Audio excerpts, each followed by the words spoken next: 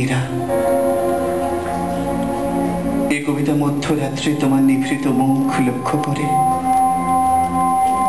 ঘুমের ভিতরে তুমি আচমকা জেগে উঠে টিপয়ের থেকে জল খেতে গিয়ে জিভ কামড়ে এক মুহূর্ত ভাবলে কে তোমার কথা মনে করছে এত রাত্রে। তখন আমার এই কবিতার প্রতিটি লাইন, শব্দ, অক্ষর, কমা, ড্যাশ, রেফ ও রয়ের ফুটকি সমেত ছুটে যাচ্ছে তোমার দিকে। তোমার আধো ঘুমন্ত নরম মুখের চারপাশে, এলোমেলো চুলে ও বিছানায় আমার নিঃশ্বাসের মতো নিঃশব্দ শব্দ করে। এই কবিতার প্রত্যেকটি অক্ষর গুণিনের বাণের মতো শুধু তোমার জন্য। এরা শুধু তোমাকে বিদ্ধ করতে জানে।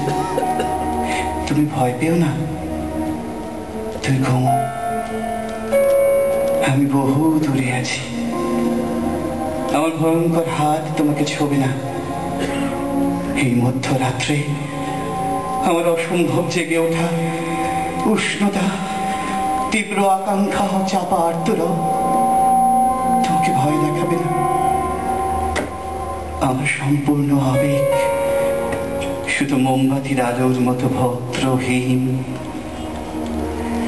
শব্দ অক্ষরের কবিতায় তোমার শিয়রের কাছে যাবে।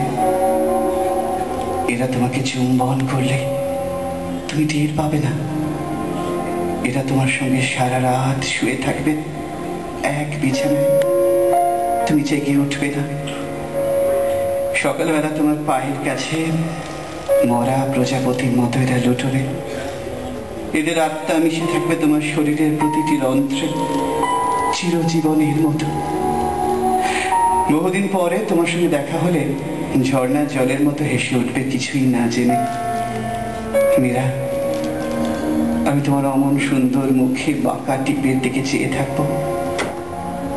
আমি অন্য কথা বলার সময় তোমার প্রস্ফুটিত মুখখানি আদর করব মনে মনে।